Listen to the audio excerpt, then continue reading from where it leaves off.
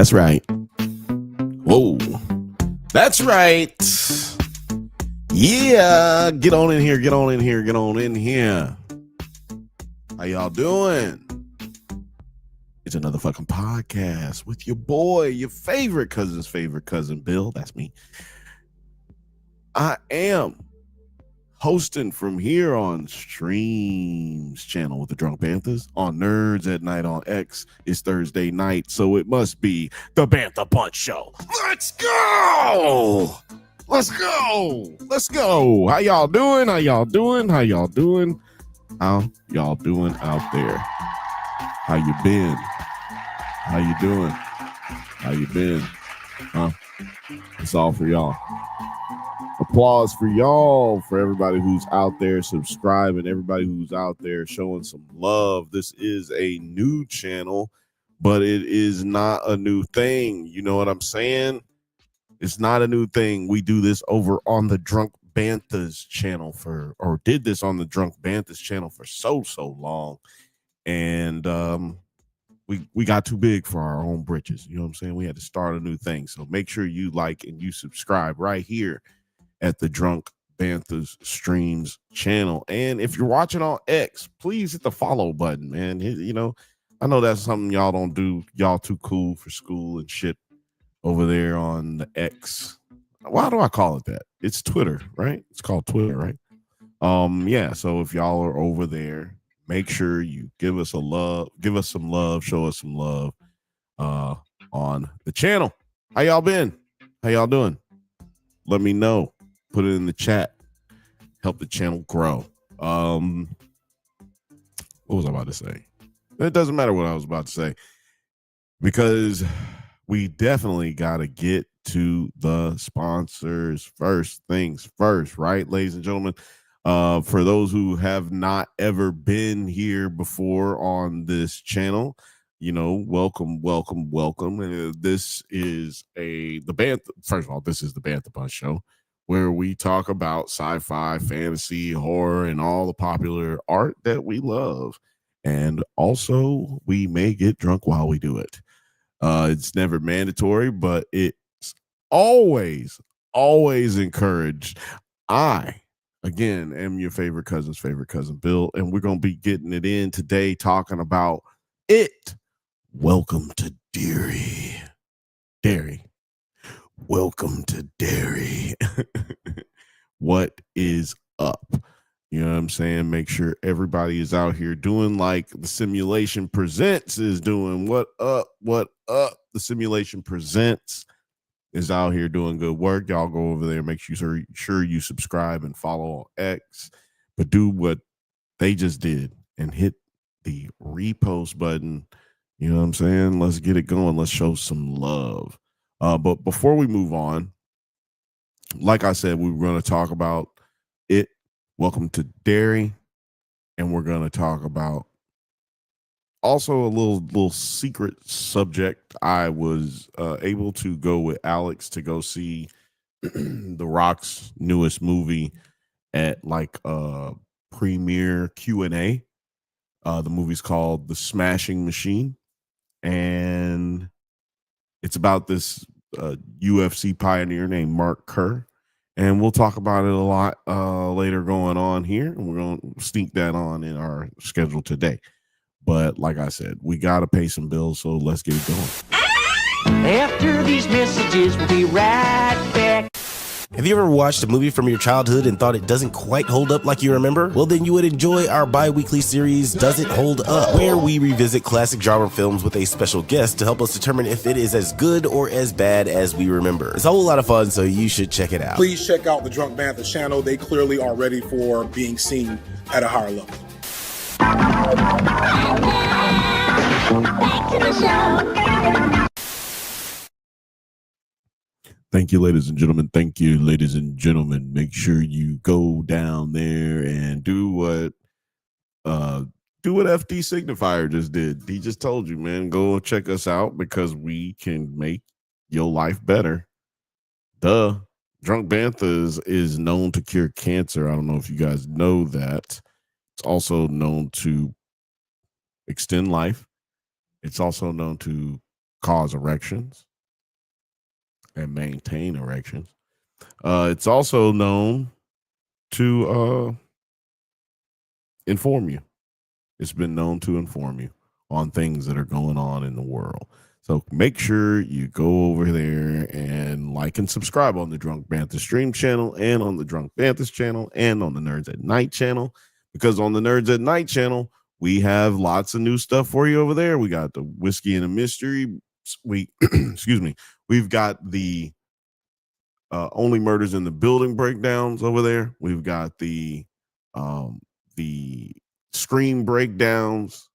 We've got we've just got mystery movie breakdowns over there in general with your boy Blake Money Mayweather. He's over there doing it. Blake Money Mayweather. Blake over there killing it. So, check out the new show, Whiskey and a Mystery, as well.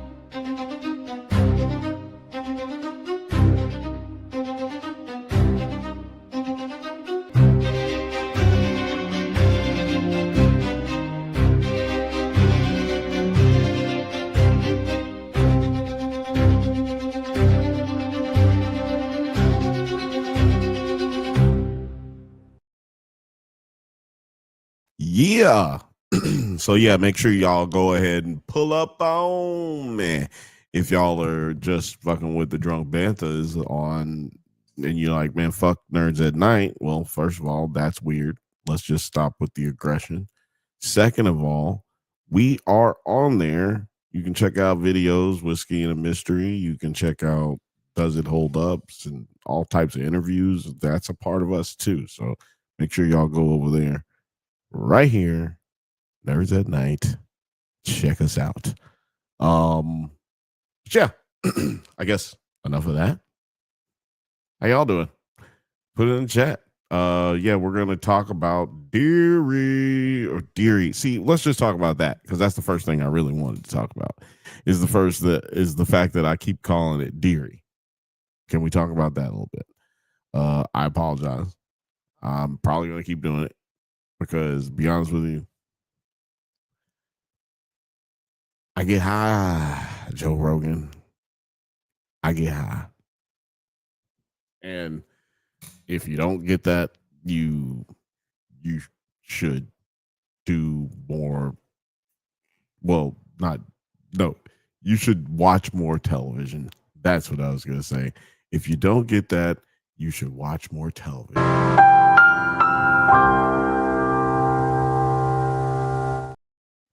Yeah, so based on anyway, I have to say, I told y'all last week I was feeling this new show, It. And I told y'all that I was not really knowing how I was going to feel going forward with it, right? But I knew that I liked the first episode.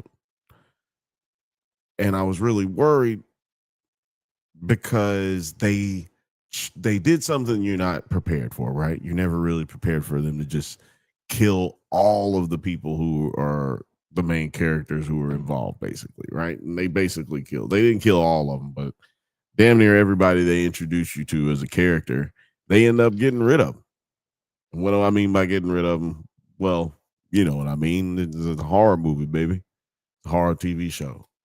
And I feel like this is a new thing, right? When did we start getting horror TV shows like we have what do you call it? What's the name of that show? American Horror Story. Yeah, we got American Horror Story. But that's one show. Now we got these like genres of it happening, and it's like horror movies being adapted into television shows. And I mean, do y'all consider Alien a horror movie? I think it's a horror movie. I don't know if y'all do or not. If y'all do or not. Shout out to the fifth Bantha. He says, "What up, fam? What it do, dog? What it do? Do y'all like the real ones is in the building right now? Do y'all like the chat up like that? Or do y'all like the chat like that? Let me know. Like that or like that or like that. That's 3. So 1, 2, 3. Put in the chat if you give a shit. So yeah, like this new phenomenon of, well, what seems like could be a phenomenon of horror movies being made into television shows, doing these like prequels or deep dives, like to try to get you to understand like where these people were coming from, like where these villains, or get you to have a deeper connection to these villains. It's very interesting. Interesting is what I said. Interesting. Use of well, let's see how we say that. Acetaminophen. Acetaminophen. Is that okay? I'm gonna get it together. I promise. It's Thursday. I just got paid, so I don't know how y'all shit work. You know what I'm talking about? My shit just came in, so I'm hyped, and I'm maybe a little excited and stutter and mispronounce shit. But like, I don't know how this is gonna continue. I don't know if this is gonna continue, but I'm liking where we're going as far as shows movies being adapted into television shows, especially if it stays like on premium television type situation where we're constantly getting this information, getting this content. Hold on.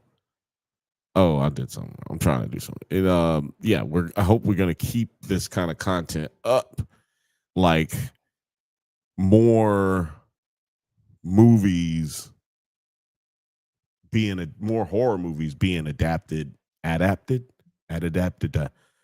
more of them being made into movies, and hopefully like see like some, like we've got Crystal Lake that's coming out soon. If you feel like 2 examples isn't enough, Crystal Lake is coming out soon, which is like the prequel behind Friday the 13th or some shit like that, I think.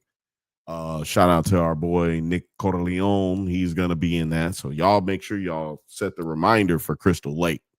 We're putting on a whole cape for Crystal Lake. So make sure y'all check that out too. But yeah, like these, which one would y'all like to see? What's the next one y'all want to see coming up? Because I'm not mad at this new genre of TV from movies, horror TV from horror movies. Simulation Presents said, I like the chat long and vertical. So that would mean this one, I believe. This one only works with just me on, I think. I think this one only works because if somebody was sitting next to me, it'd just be all up in your chest. Hi. Yeah, it would be all up in your chest. Fifth said, saw all but 7 minutes of Pluribus and Apple cut off, but it seems interesting. Well, I hope Apple gets their shit together, but I haven't watched Pluribus yet. But I'm glad that you mentioned it because we will be talking about it on Monday on the Drunk Banthas podcast right here where you are watching. So wherever you're watching us from right now, make sure you hit like and subscribe and or follow or repost or just stalk us on Instagram or whatever. And just make sure you're here for that on Monday. Pluribus breakdowns and review and also theories as to what's going to happen next. And that's pretty much what we're going to do here tonight. We're going to more so talk about what's going to happen next, more than we're going to have conversation about like the whole breakdown, every single thing that happened. type of situation. If you want something like that, you should probably go over to Heavy Spoilers or like Screen Crush, something like that. Think Story. Well, no, Think Story. All these guys. So go check them out. Emergency Awesome is also pretty good. But right now, what we're about to do, we're about to talk about this show a little bit. Simulation Theory says, welcome to Derry is hitting on a level unlike other attempts at going from the big screen to TV. Fifth Banthas says, yeah, it is really a step up from what I was expecting. Some kind of severe error with Apple. Weird. Oh, yeah, we're continuing that conversation from earlier.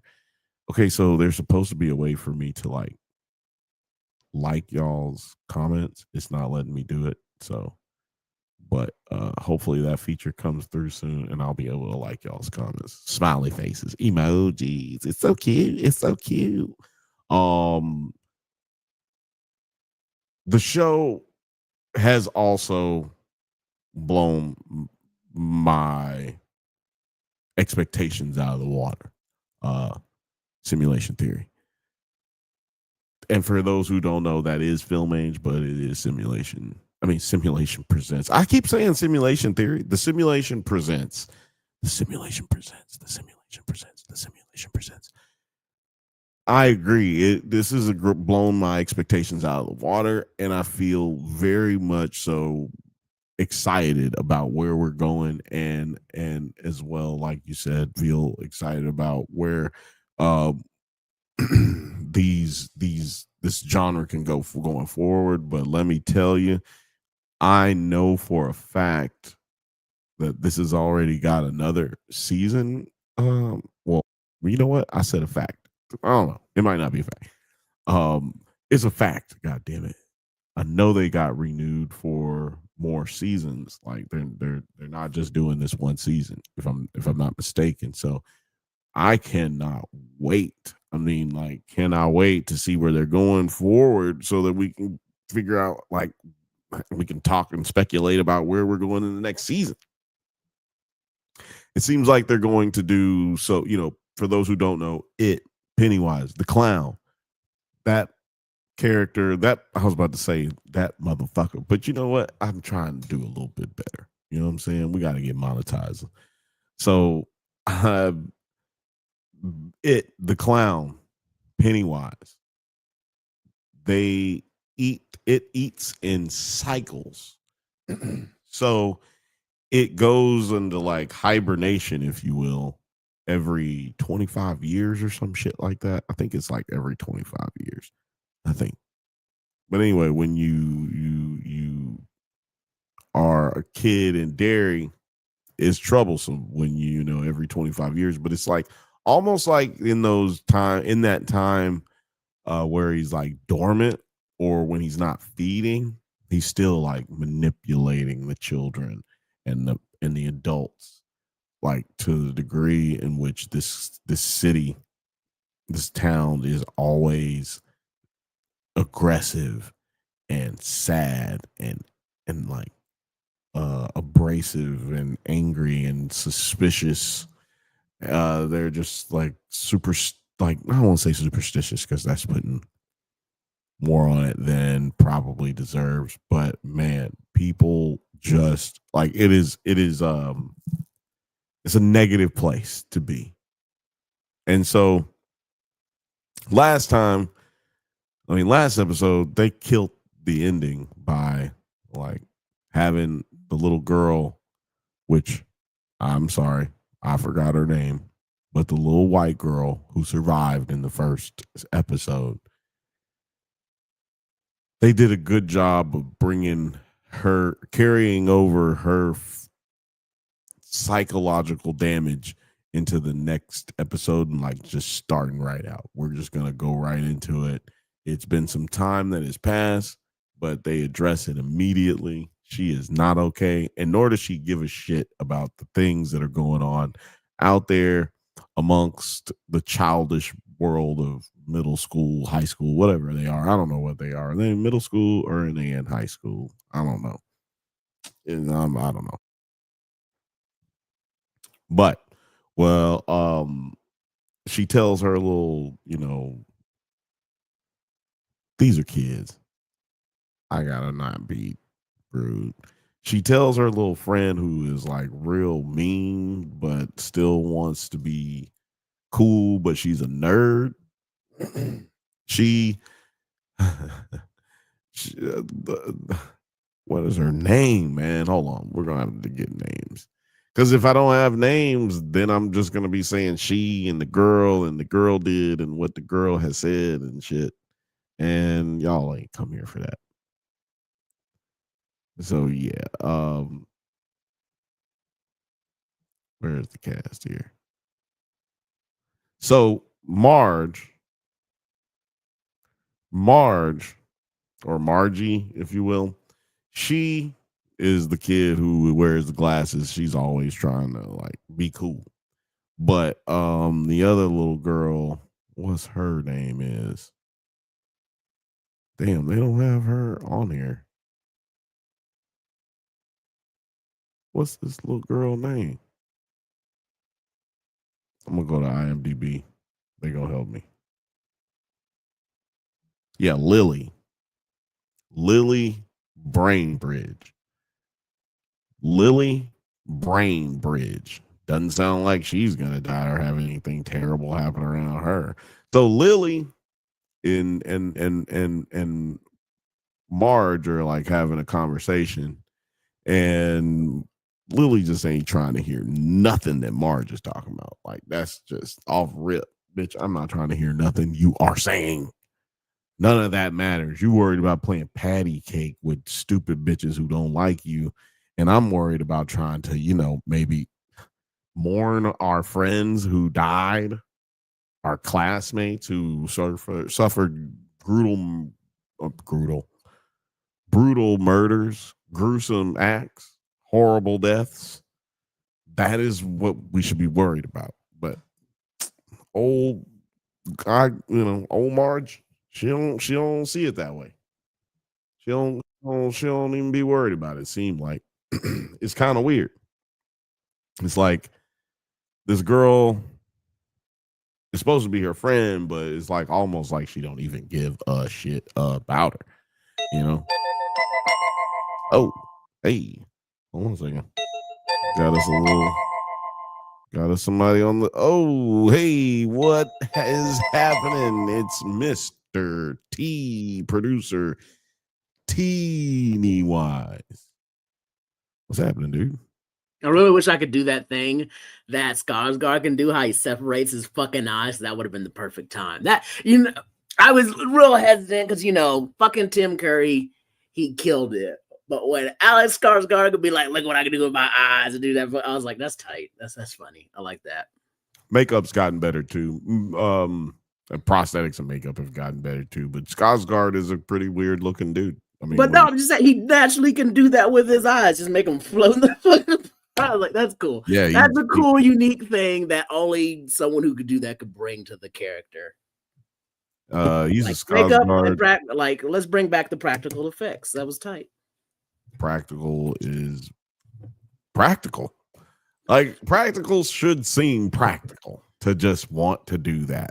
Like, I'm trying to get as much as that as I can and then use as little CGI as I can. I mean, it's even cheaper. I don't even understand. I feel like it could be cheaper now. I feel like a lot of that stuff's way cheaper now because we know how to do. Because there's been so many others before us in the effects department who've had to do it on the cheap, to where you know how to do lots of different effects, ripping people's arms off, making blood splatter, just crazy stuff people had to do in the old days that you can now do for cheap. They can do it for cheaper. They know they can do it for cheaper. They've always been able to do it for cheaper. They just don't care. They just don't feel like that's the right thing to do, because what if it doesn't work? It's like, we know this works. What if that doesn't work? No, don't do that. And like, I was listening to Seth Rogen talk about it one time. He was like, I try in every movie to get them to use nothing but practical effects, but they're always like, no. He's like, any practical effects we've ever used in a movie, it's because I fought tooth and nail to get it done, and they just want you to use CGI. Which is crazy because we know people Oh, on shit. both ends of the spectrum that we talk to, you know, a VFX advisor along with all the prop department people we've interviewed. So it's like we understand both sides of it, but I just prefer practical. Like because we've seen some amazing things done with Shogun. Like we saw something, we saw them turn fucking Canada into feudal Japan with their VFX effects, right? Yeah, there's some amazing things that can be done, easily be done. They Let's just get into it. Are you talking about that little girl that I hate? That little bitch one? Well, which one is the one that you hate? The one who's pretending to be old girl's friend, but she's hanging out with the patty cakes all the time. Yes. You know who she reminds me of? Bake hers, man. Did you watch It's Told by Ginger? As Told by Ginger? Nigga, no. All right. Did you watch Proud Family? Not the new one, the old one. No, yeah, like the cartoon. Yeah. Way back. Penny Proud. Somebody told me I sound like I should be a voice actor for Proud Family. She was white, and I didn't know how to take it because in one hand she's telling me I sound talented. At the other hand, she's like, "Yeah, you sound like a nigga on TV." But yeah, I used to watch Proud Family. Dejanay on Proud Family. Okay. All right, a friend who's actually a secret hater. Of this show? Hopefully. No, just like a friend who is a secret hater. Like they pretend to be, but you're like, you are a hater. You're like my biggest enemy, even though you pretend to be my friend. And Dejanay is that. And As Told by Ginger, if you watch that one, Ginger's two best friends, like when you go back to it, you're like, God damn, they were her biggest fucking haters. And with this girl in the show, I was like, yeah, she's one of them hating ass friends. She is. And then it's funny, she's a hating ass friend trying to hang out with hating ass girls who hate her. And well, at least one of them hates her because one of them definitely hates her. Yeah, she's like, hold on, bitch, you a little too funny. I'm gonna need you to come on. You're doing too much. No. Like your pecking order's not the super funny person. Okay, you need to stop. So yeah, I see this. I see that character, Marge. I see her becoming. Obviously, she's not really meshing with these girls, and I see her breaking off. I see her breaking off from it in some kind of way and getting and coming back to the fray. She might die though. Yes, wasn't the big girl who died in Stranger Things, like the first season? What her name, Marge, or was her name? What was her name? The babysitter girl? Yeah, I know who you're talking about. Yeah, the girl with the glasses. No, they didn't even try to save her ass. She died in the swimming pool. It was too late. They got to her, but it was too late. She was already gone. But I was like, man, it took y'all 6 episodes to figure out what's going on. No wonder she died. Like find her, or kind of like I feel like they weren't even trying to remember her ass. Well, she wasn't as quick with it though, because Will was quick with it. You know, he got hit and he got down. He got quick. Yeah, he was trying to get out of there. She was not trying to get up out of there. She was too slow. She was moving too slow. But yeah, what the main patty cake girl told her when she was starting to get a little too slick for her, she was like, "Didn't you wear that sweater? Didn't you wear that sweater yesterday?" Oh, shit. I can't remember what sitcom it is, or what it is. Somebody said that in a movie or a sitcom. And he's like, "Oh, it's Curb Your Enthusiasm." Curb Your Enthusiasm. Somebody tells Larry, like, "Didn't you wear that sweater yesterday?" And he's like, "What the fuck did you just say to me?" And that's what that little girl should have said. Like, it is what she should have said, but I hate her, so I'm glad she got clowned. She needed to get clowned because, like I was saying, the first episode, she definitely was giving off like, I'm a hater vibes. Like, bitch, act right while you go over here with me. Like, don't be acting crazy. Like, bitch, I am crazy. The fuck? I watched my daddy get grinded up in a pickle Like, jar fucking bitch, my machine. daddy, like not. Did she watch the whole thing? Because Yeah, she said that when they went, I'm pretty sure she, yeah. Because at first I was thinking, oh, so at least she wasn't. When she was telling the story, I was thinking, whoa, well, it sounds like she wasn't there. So at least she wasn't there. And then she's like, and then she could hear the screams. And I was like, oh, Jesus Christ. I was like, wait, this little girl was there. Not only was she there, her daddy, and it's not sure if I don't even know if this is a lie or not, but they're like, her daddy body parts got shipped all over the city. Yeah, I think. And even if it's not a lie or not, somebody probably did start that rumor and like it spread, and now that little girl has to hear, yeah, I found her daddy fingers in my pickles, and she's like, you did what? No, not my daddy. Like, that's fucked up. What's really sad is that was probably an adult that started the rumor. You know it was adults. You know it was an adult who started the rumor for sure. I'm not gonna go with this angle. We lose your name in the chat there. The chat is getting too crazy. Make sure that's in frame. Yeah, boy, look at that. Riley. Regular. Yeah, that's sorry guys, you're wrong. All of this doesn't work unless it's just me here. So well, thank you for y'all's input. Simulation present. So who's your if we're gonna say who's a terrible character, who's like your favorite one so far? Well, my favorite character is going to be it's between the two niggas. What's his name? Hanlon and Leroy. Hanlon. I hate how both their last names are too similar. It's way too similar, right? Way too similar. Is Halloran and Hanlon. Hanlon. Like way too similar. Come on, King. Well, come on, King. Stephen King don't know nothing about nobody. You can't keep calling him King because we're not gonna celebrate this nigga like that. You can't. I remember as a small child, and I always wanted to ask him this if I ever got a chance to meet him. When he got hit by that van, Remember that time you got hit by a van? In my little ass town's bookstore. It was a Walden Books, not a book. No. Yeah, I think it was a Walden Books, or maybe it was a Books A Million, which was the smaller one. It was the smaller one out of the two.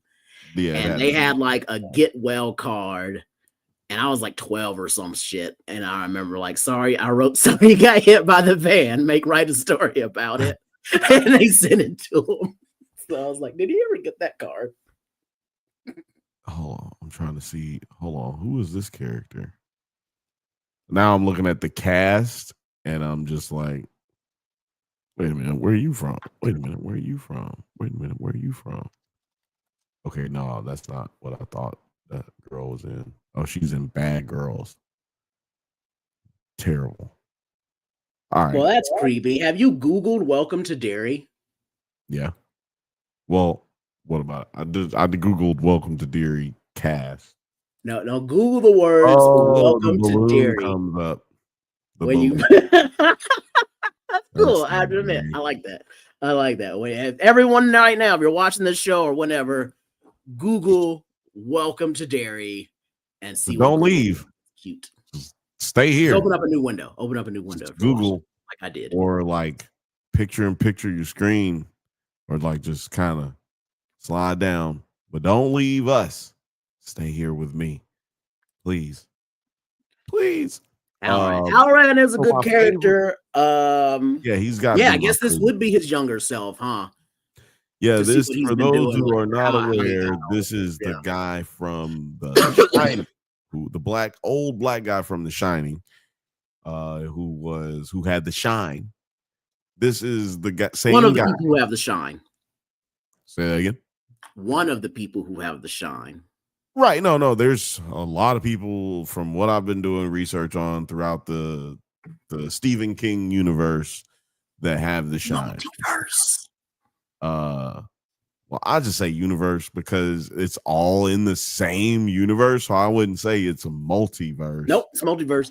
And you know Well, why there's I now one say it? time there's a yeah, 'Cause the Tower series makes it a multiverse. The Stand. I mean, the Tower Stand is makes like, it a multiverse if you think about it, because I mean, the Tower everybody in the makes it Stand dies. the Tower makes it a multiverse because they literally go to Because he different, tells you like each universe is connected from yeah, the Tower, from so the it's a Tower. multiverse. Right. But without that, you would have to realize that the Stand has to take place in a different type of universe where they have some similar characters, but in the Stand, everybody fucking dies. It's the end of the world in the Spoiler Stand. So alert. that's what makes them multiverses. We got some little chats here. Halloran is my favorite. I've always wanted to see him younger and use his shine. He could have a whole fucking movie, actually.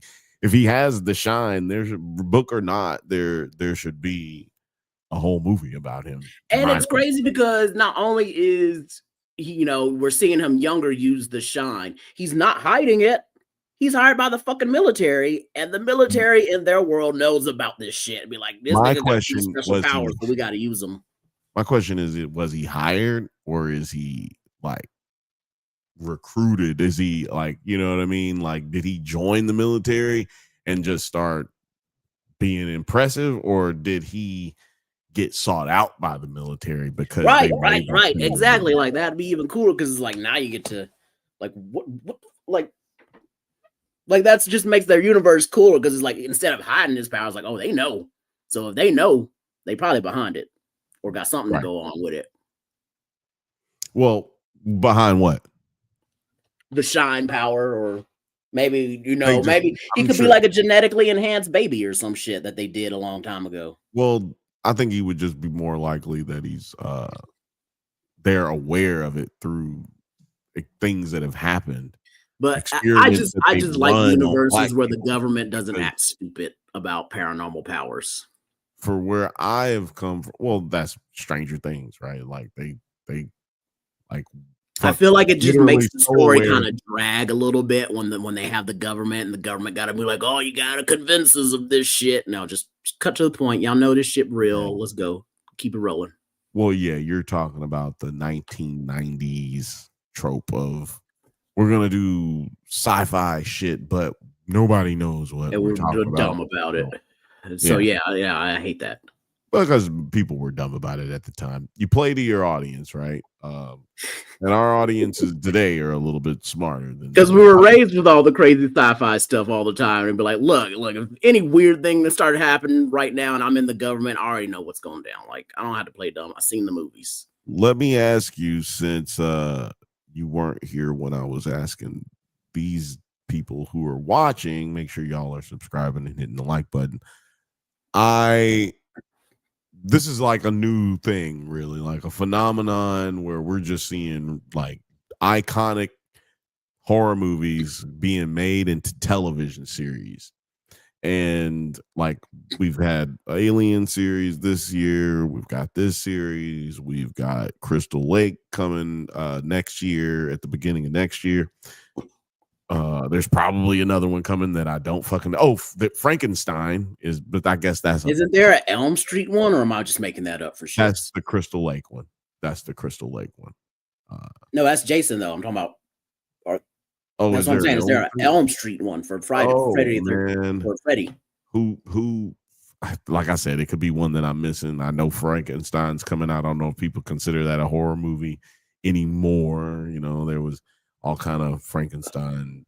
I am worried about Guillermo del Toro and how he keeps like making monster movies and being like, but what if you wanted to fuck the monster? Yeah, no, that's crazy. Come on, tell me I'm wrong. Because it started with what was the one with the water monster? Oh, that was supposed to be Creature in the Black Lagoon.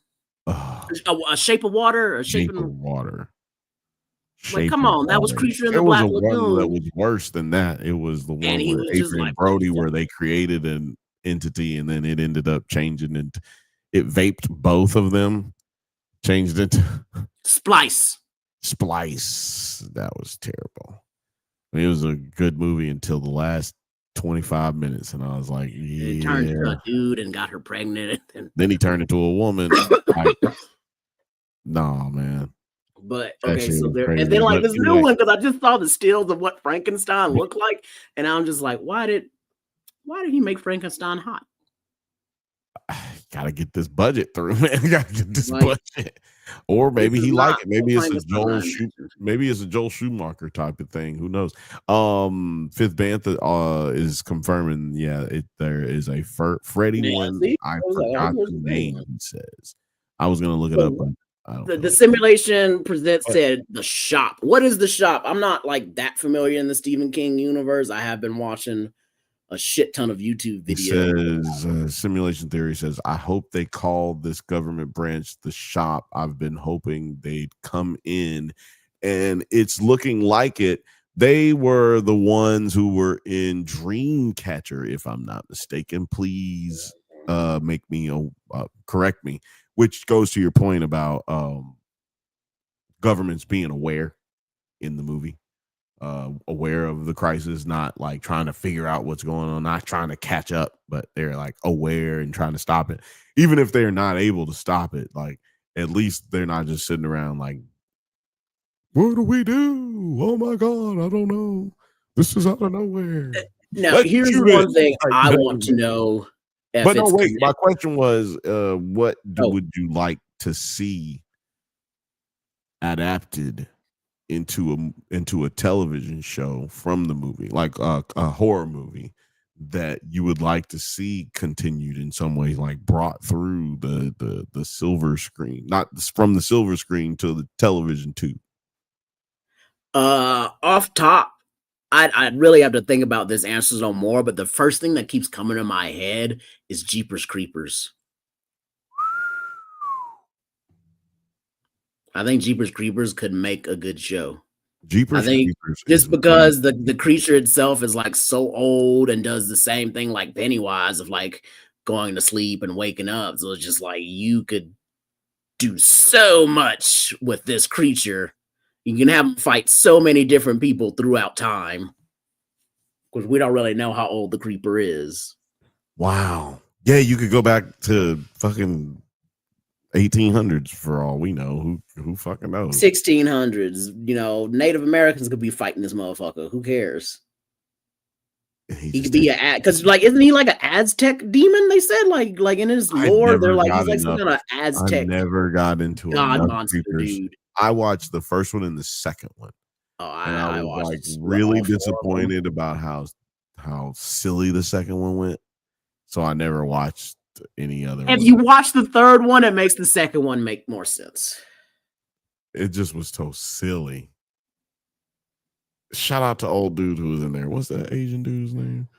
Well, half Asian dude, whatever. He was in Waiting.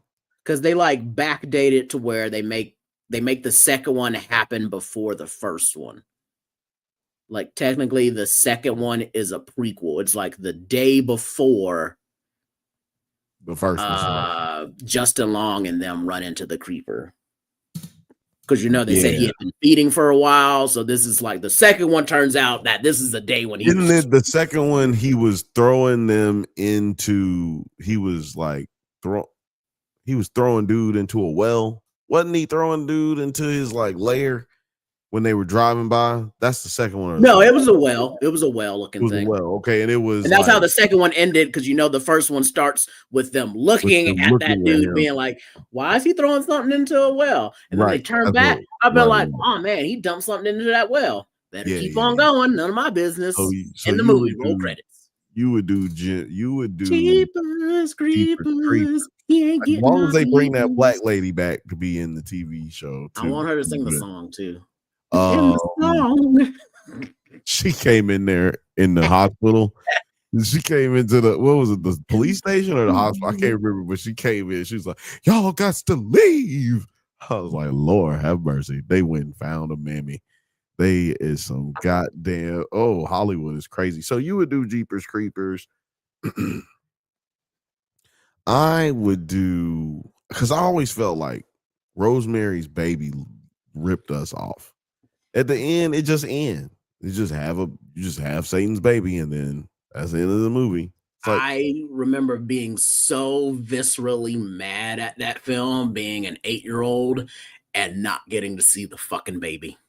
I'm like, No, so mad. Cause my dad and like my aunt were watching it. Like, this movie's so good and so scary. You're gonna love it. You love horror. You're gonna love it. And at the end, I was like, they didn't show the fucking baby, yo. I wanted to see the demon baby. Like, I was pissed. A girl that I dated at the time, like showed me when I was just like, man, you mean to tell me this is like a highly sought after horror film that people celebrate? And this girl was like huge horror fan. And I'm just like, for real? Really? This is what we doing right now? But like the movie is fire all the way until that point. Like dead ass. No payoff. I ain't gonna hold y'all. It really is fire until you get to that point. If you have never seen Rosemary's Baby, I personally feel like Rosemary's Baby. I mean, what's it called? Hereditary. I feel like that's kind of a ripoff from Rosemary's Baby with a better ending. It's like I guess it's kind of like the same trope of like somebody spawning a demon child. Right, but at the end, like it's basically Rosemary's Baby until the end. Like it's like if Rosemary's Baby happened one way and then they kind of told it from a different point of view, but the ending was like what should have happened at the end. I mean, for me, it's like just how different demons are born into the world. I mean, because Rosemary was the Antichrist, and this one was Pazuzu. Yeah, no, it was just how Pazuzu comes in with more flash. It's just how things were happening. Well, it's 45 years, 50 years between 60 years in between each other. So there is that difference that what you can show and what you can't talk about. And also Ari Aster's crazy as fuck. Which is why I think we need another one, right? We need that one made into a TV show. We need it now because we can then see the fucking baby. I just want to see the baby. We do a continuation. I feel like that a Rosemary's TV show could also be The Omen. Nah, that's dead. Like we don't need no more Omen nothing for another 28 years at least. I need a break from the Omen. Ever since we was in elementary school, they've been doing an Omen. We need to can we chill on the Omen? It's got to be another little baby boy out here, little demon boy out here, little white boy out here being a demon somewhere in the world. It got to be another story we can tell about a little white boy. You ever notice ain't no black kids in none of these exorcism? You ever know that? No exorcism movie. You don't ever hear no exorcism story. Julius Thomas Julius Thomas and his family had him exorcised.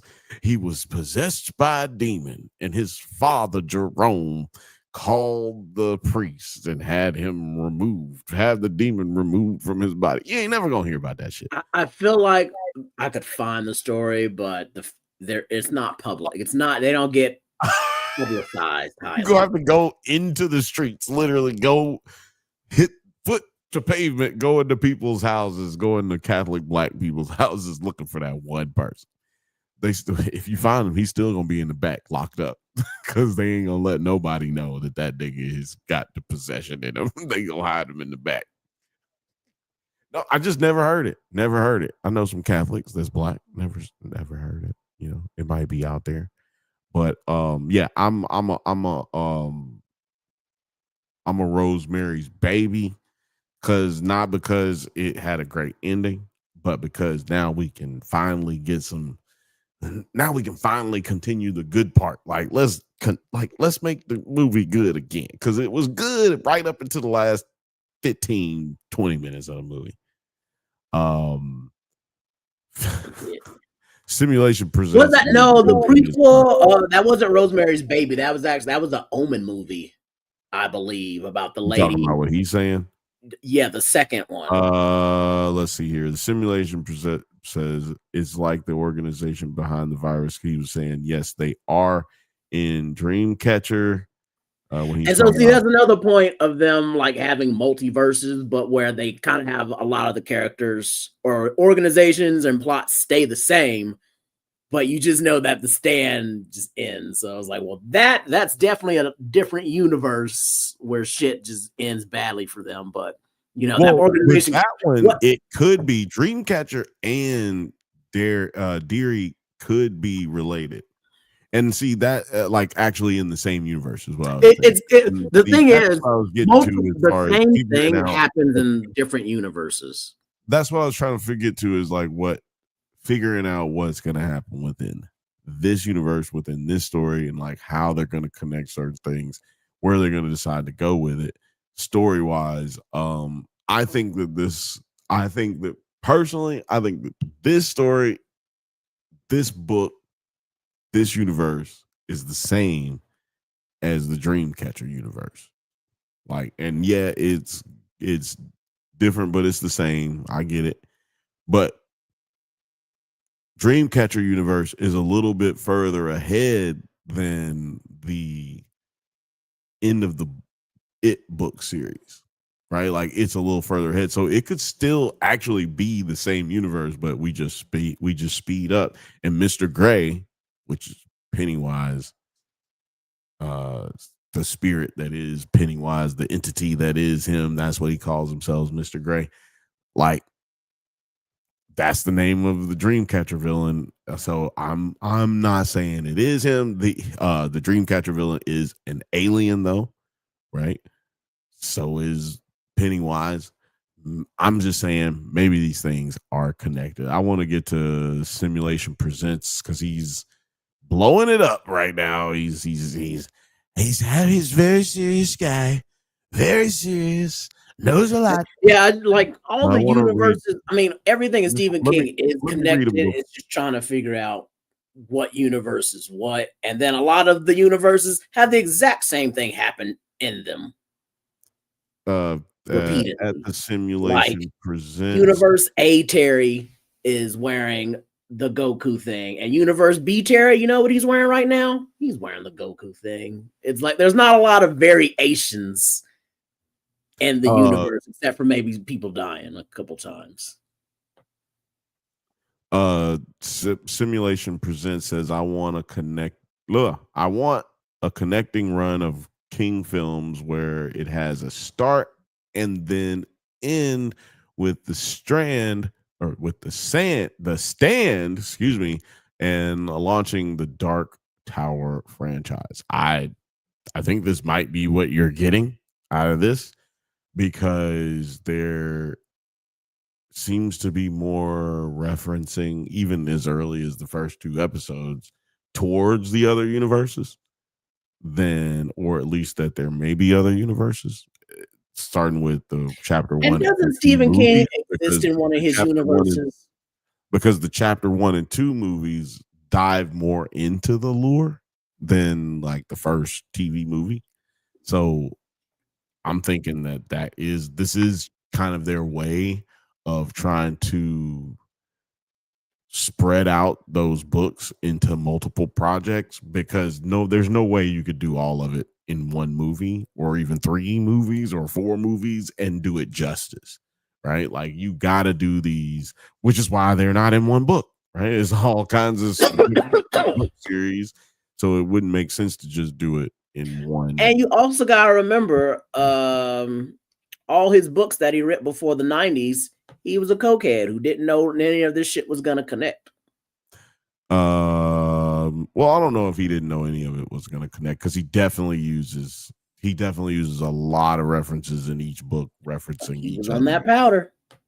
I'm just saying. I'm not saying he wasn't on the drugs. I'm just saying. So, like that's I'm not- to like it's not protect him from John Hughes. criticisms about things not making sense in the universe. I'm like, why does it do that? Why does it do that? Well, you got to remember he was doing a bunch of coke back then, and we didn't have things like as the multiverse yet. From the So you got to research give him that I've credit done- for like putting it together very well. From the research that I've done, there is a contradiction to what those people feel, because these people have connected every damn dot that there is to connect. I feel like he's doing a good job for somebody that was on that book of sugar, is what I'm saying. No, to me, that's, I mean, not to me, but like apparently that is how you do it. If you want to get it out in a short period of time, that's how you fucking do it, because John Hughes doing it. Like John Hughes made like 10 movies in one night.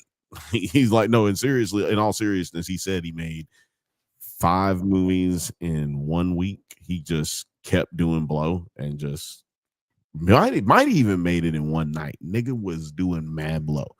And simulation theory, I mean simulation, you can't be doing all this theory and theorizing and then try to read all this shit. The Simulation Present says Rosemary's Baby sucks. He says horribly acted. What's Your Name reminded me of Shelley Duvall's from The Shining. Yeah, that's R.I.P. R.I.P. That's why it's good. I want the Omen series from child, teen to adult. In the last season, as an adult, him just corrupting everything and bringing down the world. I mean, because that's what the 3 movies are. That's what the 3 movies do. It would be because the first movie was child, the second one was he was a teenager thing, and then the third one he was an adult. So basically, just taking those just 3 do movies the whole movie again in a TV. in a TV. I mean, I'm like, if there's nothing else to be told, then I'm good. I want something that I can tell more of and then expand upon it and possibly make the best. I got one. I got a good one. That'll work. That could work. Oh, that could work in any kind of. That could work with the monsters, and I say monsters being either good guys some of the time and the bad guys some of the time, and like a bit of both. You could go either way with it. In fact, I hope you do both sometimes, depending on who you're tormenting. But Puppet Master, you'll get caught up in the Puppet Master. That's a good one. If you don't want to use Rosemary's Baby, they made like 50 of those. Use the Devil's Rejects.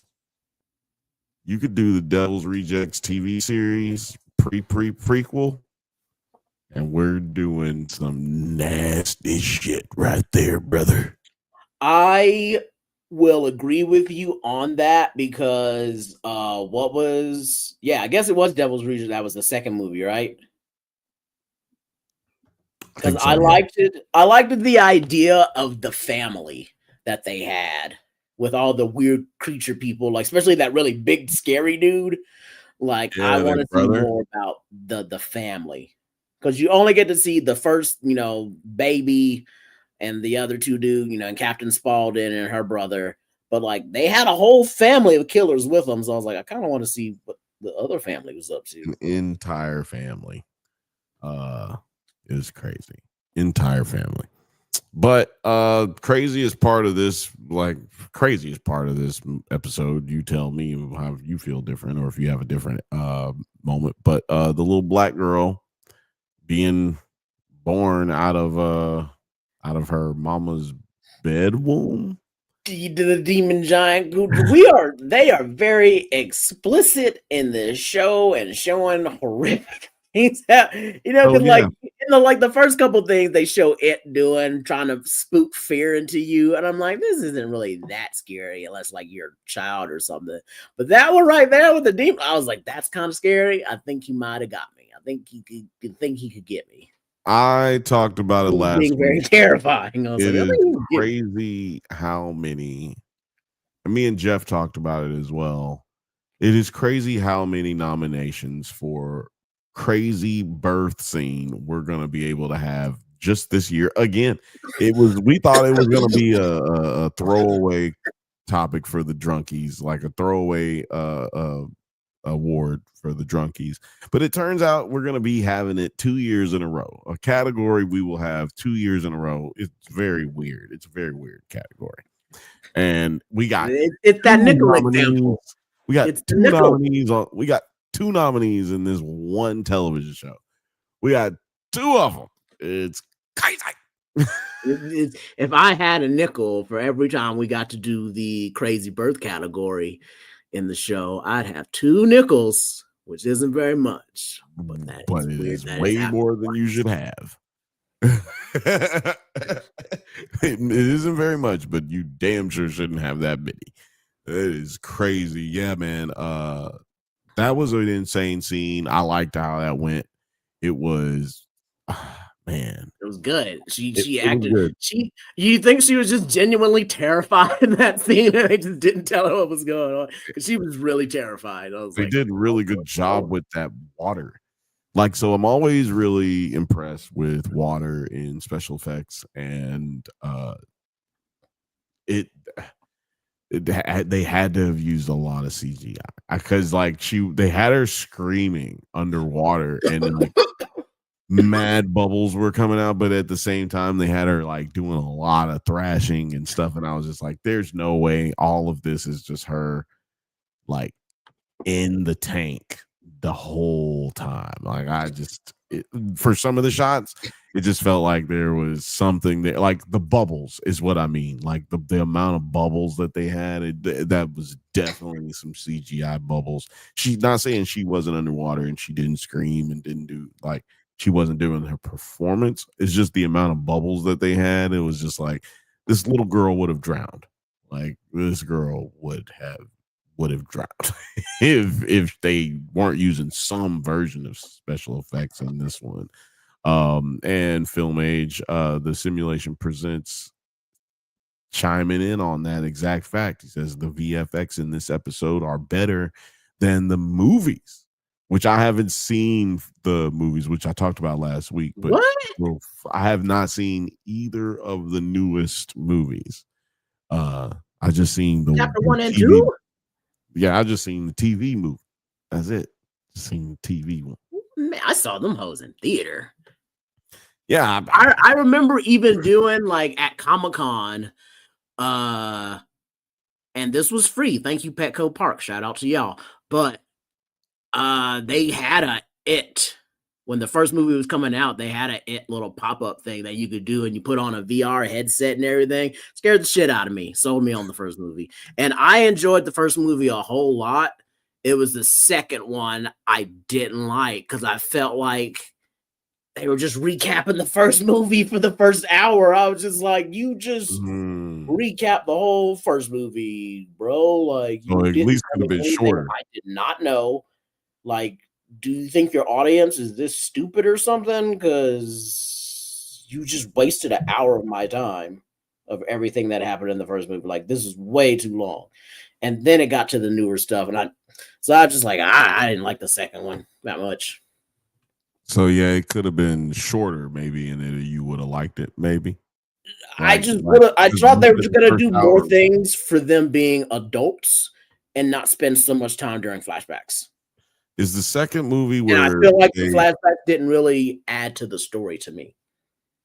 Is chapter 2 when they like go into the background of like Pennywise being a spirit from alien Earth or whatever, like coming down with a comet? Is that where they talk about that, where he like came to Earth? I feel like they do that in both movies. Okay, but I feel like they spend more time talking. They added the Native American spin to it. That's what I'm actually, I guess. Yeah, I also feel like they spend a little bit more time, way too much time, like talking about the trauma of the children. Vaguely, he says vaguely. See, so that's what I'm saying. I was like, I don't know. I feel like they did that in both movies, honestly. That's why I was just like, you told me this already. Why are you retelling me this? The reason I ask is because in this episode, we are introduced to not only black guy number 2, no, I'm joking, Leroy Hanlon, we're not only introduced, we're introduced to his wife, Charlotte Hanlon, and played by Taylor Page. She fine as hell. But excuse me, she goes to a shop that's like I don't know what kind of shop it was. You could say like a butcher. Who's a butcher? Oh no, I was talking about the furniture store or whatever, where the Native American lady was. We'll talk about the butcher coming up because I think the butcher is Pennywise. Like I think the butcher actually is Pennywise, but the Native American lady who is in the store, I want to say it's a furniture store. We'll say furniture store. And it's where Leon had gotten the telescope, but she told him, or Leroy, not Leon. Leroy got the telescope for their son, whose name Will, their son Will, but it was her who told him. We found out in this episode she was the one who told him what to get because he don't know nothing about the boy. He don't know what he like. He don't know what he don't like. So she goes to the same shop to go for the first time, check out shit for herself. She meets the owner, who is a Native American lady. And from the research that I've done, I know it's crazy that I haven't seen the movies, the two most recent movies, but you didn't know that I hadn't until right when I told you. You thought that I had seen it because I know what I'm talking about. God damn it. I had to do a lot of research to even feel like I could be able to speak on this show. You know what I mean? Like, and I think that's why it's a pretty cool way for me to approach it and talk about this, because I'm not sure about a lot of the stuff, right? Like, I didn't read the books. I know a lot of friends who read the books for sure. I have heard about the books. I watched the TV series. My mom read the book. Like, it's a big part of American culture for a fact. So I have done some more research and keep doing research every day to figure out more about this shit. Now, what I haven't been able to nail down is this history of the Earth type shit dealing with Pennywise and the goddamn space turtle who birthed the Earth universe and goddamn vomited the universe, which is birthing, but vomited to birth. To give birth to us, he had to vomit. Maybe he vomited so he's an anorexic so we could live. That's nice. So yeah, he and he's like the main villain. I have a Pennywise. Like, am I getting some of this right, or am I all over the place? No, you're right. I mean, that Maturion the turtle is one of the 12 guardians of the 6 pillars of the Dark Tower, and is like Pennywise's. Actually, that's Pennywise's brother or sister. Depends how you feel about sex. Battling, because right? They're like, yeah, because one is one way, represents all good, and the other one kind of represents destroying stuff. So one's a creator, one's a destroyer. The main creator, Gan, and his wife, who I forgot her name at the moment, had both of them. And they are basically balanced for the universes he's creating. So, Pennywise really isn't like evil. That's what he's supposed to do. He's supposed to be destroying universes and destroying worlds. While Maturion does the exact opposite. Because if you have something that just keeps on creating and shit, that's going to get chaotic. You can't have just nothing but creation without destruction. What the fuck? And if you have something that's just destroying stuff, well, you ain't going to end up with shit.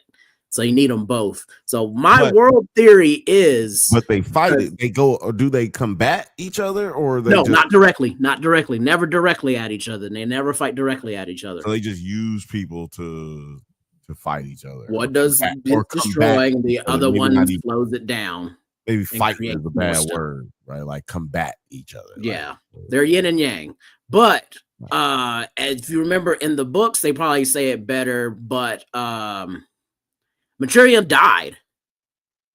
And towards the later half of the book, when they go to fight Pennywise as adults, and they're doing the ritual of Chewed. They're in the battle of their minds, and Pennywise is like, and Material's not gonna help you this time. That motherfucker died. He choked on another universe this time, and he shows them a picture.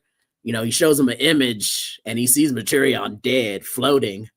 And I was like, well, Pennywise, you shouldn't be happy about that Material died, because that means your ass is grass next. Because if he dies, you gonna get got too, and they're gonna wait, and they're gonna have a rebirth cycle, because that's what they do. They rebirth. Like, when one dies, the other one has to die too, and then they get reborn and started over again. So that's why I was like, oh yeah, that's why it was kind of easier, because if we're looking, Pennywise is fucking up these kids right now.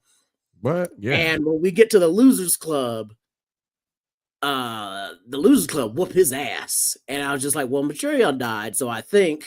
Or he knew he was about to die, and so they softened up Pennywise the first time, and when Material actually did die, because he choked on what he did, they easily killed him. I was like, bro, he was gonna die. So they didn't have to do child. Somebody was gonna kill him. They didn't eventually have to do child sex things to make him die. They could have just tried to just straight murder. I mean, I'm gonna ignore that.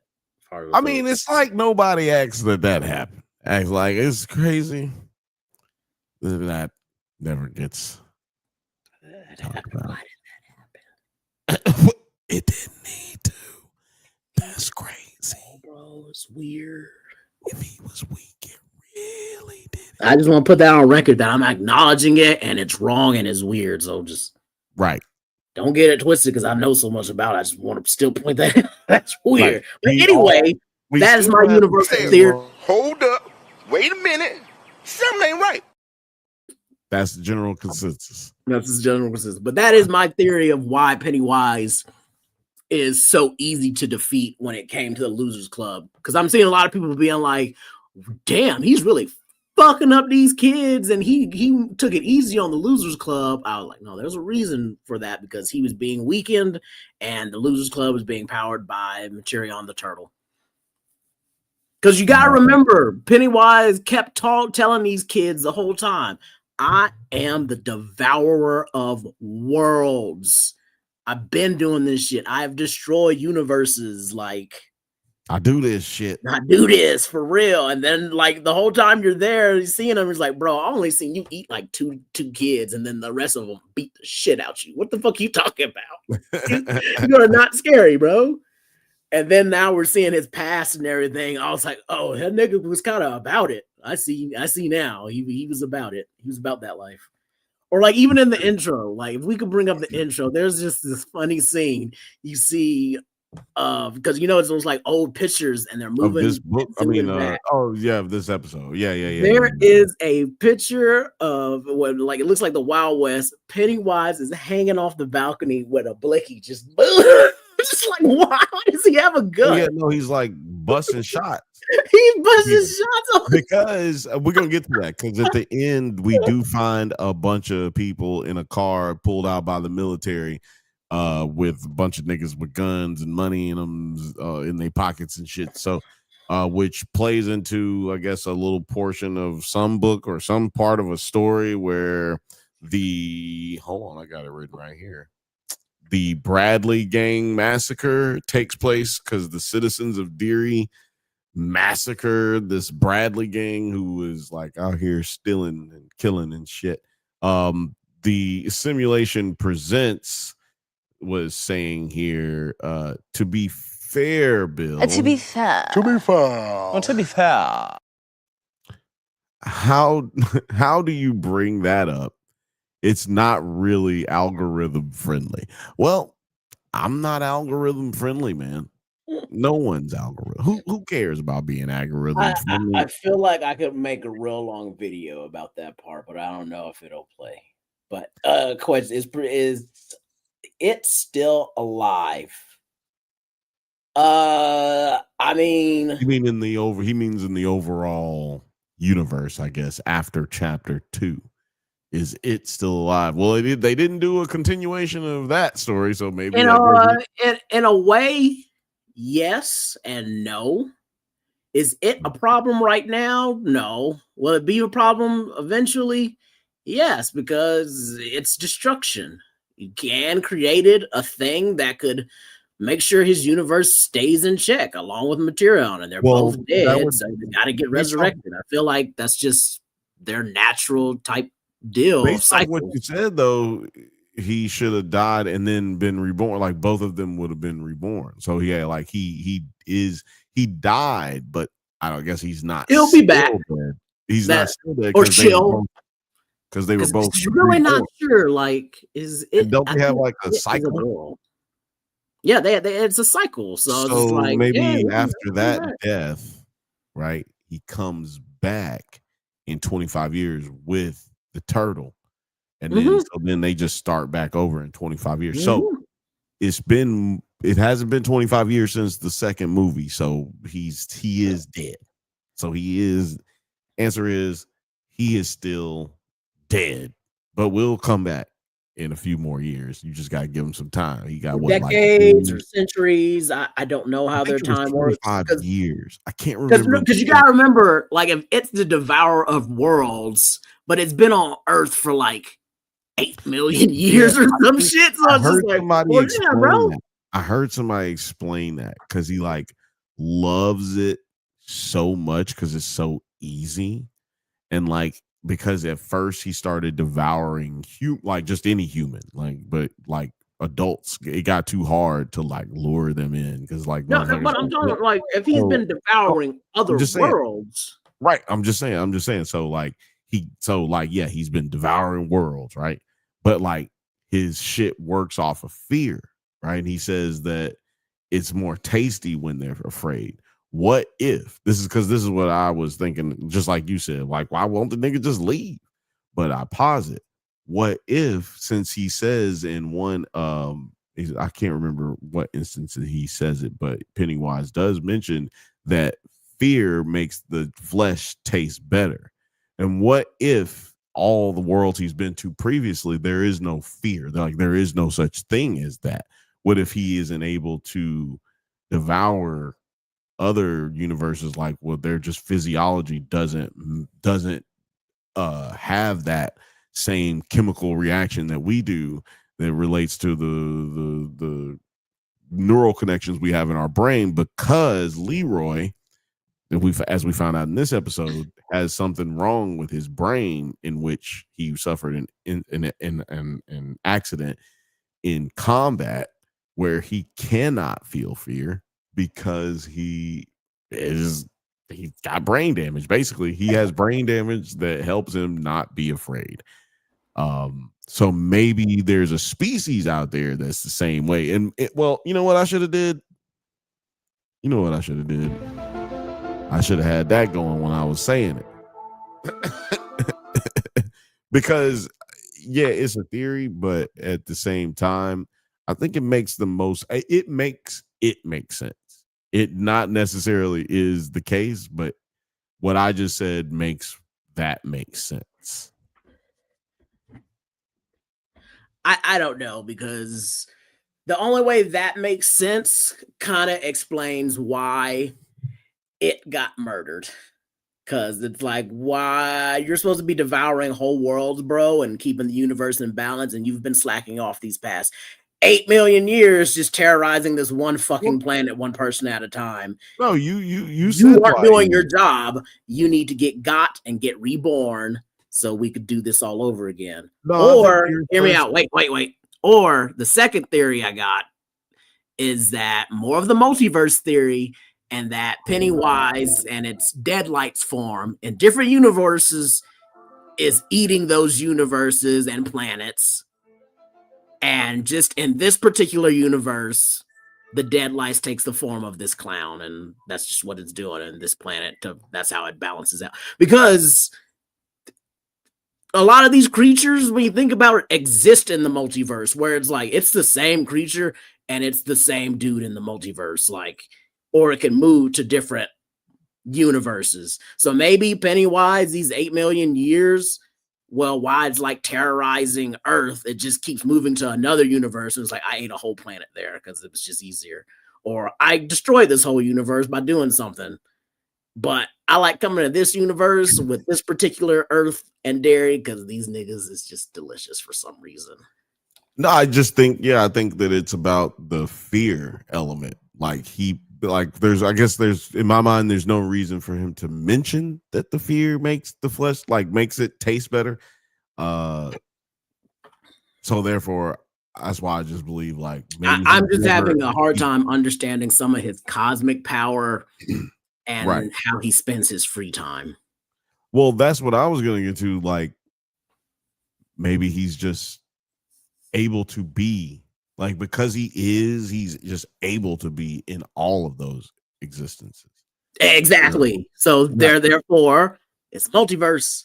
And I was so adamant that it wasn't a multiverse. I was getting at this video of this dude who kept saying, "Welcome to the Stephen King multiverse, the multiverse." I'm like, it's not a multiverse. It's all connected. It's one universe. And then he brought up the Stand and stuff. And I was like, oh yeah, because some of his place is just dead. So you can't really connect it. If the whole world died in a couple of your stories, it would be a multiverse. And some of your creatures exist to where they are the same thing in all multiverses. I think it's hard to to define or make it distinct interpretation of that when you as multiverse wise, when you create the tower that then has all of these different universes. Yeah, the tower of the universe. But now the tower is the universe. So now we're actually it's almost like it was a universe, it is a multiverse until you introduce the tower, and then now all of a sudden it's just all one universe. If in a sense, you know what I'm saying? Marvel universes are different because they don't interact with each other in any way. They don't have a central point. Right. And so because there is a central point, it seems more one universe to I don't know. No. I feel you. But because there's one creator. Right. Of all. Right. And mentioned Gan, which is the Dark Tower itself. And then there's just branches of the multiverses, and he has his two kids, Materion, the creator, who keeps creating multiverses or universes, and he has his other kid, Pennywise, who fucking fucks him up. Right. And so and then there's other little monster demons, because they all originate from, Todash space. Right. And that goes into what Simulation Presents is talking about here. He says, what if the government accidentally opened up a tear damn it comes in when they're trying to capture let me finish. Well, that can't happen because of the time frame of where they are, but I want to see them connect more. And that's why I was bringing it up in the chat. I was like, have y'all seen The Mist? Because it happened in Maine, and I was like, is that the same army base that Project Arrowhead, which was the thing in The Mist, or is it one of the same army base but that's the same Air Force base or not? I was like, there's a lot of Air Force bases, but is it in the same universe though? It could be the same Air Force base, but is it in the same universe? There goes into this whole meta question of because now we've gotten meta because we are in the tower, looking outside of a universe, inside of a universe, asking questions about a universe, being inside of a universe, and how that universe interacts with another universe. So it's like they could be connected, or they could just not. It's just another one of Stephen King's universe where the same similar shit happens. Where because The Mist is the thinny, just a mist type fog thing, and then it releases shit from Todash space out of it, and that's what Project Arrowhead was. Well, that's what Project Arrowhead ended up doing. They were trying to make teleportation portals and shit like in Half-Life. And all they did was rip open a portal to Todash space and let all the monsters out. Yeah, I think that there is way too much lore for me to be 100% about certain theories. Simulation Presents says The Mist in black and white is Oscar level. I also wanted to point out that that right here where he was talking about the mist comes in when they're trying to capture it is a possible theory. I as far as just what is going on in Welcome to Derry, I feel like they're tapping into a little bit of that by looking for and digging for all these like what I would consider relics of it, things touched by it, the utilizing my nigga from The Shining to put them on game even further, which then leads us to the events of what would have took place in Dreamcatcher. But we're gonna have to talk about this a little bit more next week because we will be covering this show. I do want to share with y'all that like I was talking about earlier this year. Earlier in this episode, I was talking about how we got a chance to go to see the Smashing Machine at a Q&A premiere. It's already been out, but they're on a Q&A tour, question and answer tour for those who don't know what that is. And Emily Blunt, I can't remember the writer's name because I'm a dickhead, the writer director, and Dwayne The Rock Johnson were all there. Josh Brolin was the moderator. That was funny. He was like totally there for no reason other than he knows Emily and Dwayne personally. But shout out to Josh. He did a great job. It was dope. It was a good hang. But the movie, my opinion, the movie was pretty damn good. Like, I was shocked at how good it was. And not in the sense like, oh, I can't. Like, obviously, Emily Blunt is a great actress. But I wasn't surprised that The Rock was a good actor either. I was surprised in the fact that the story is like, I don't know. I just didn't know what I could get out of that story. I don't want the wrestler. I saw the wrestler, not a huge fan. I'm a huge wrestling fan, and I didn't really like the wrestler. It's an interesting story, but not something that I really am interested in watching. But once I got about a quarter of the way through the first act, I realized, oh, this is going to be a movie about interpretation. This is a movie where they're going to just put everything in front of you, and then you have to decide on how you feel about it. What it is what it is. Like, it's not like it's not at what it is what it is. It's like what you get out of it is what you get out of it. But it's one of those movies that makes you lean in and doesn't make you lean back. You know what I mean? Like, it's one of those movies where you're like uncomfortable at times, for sure.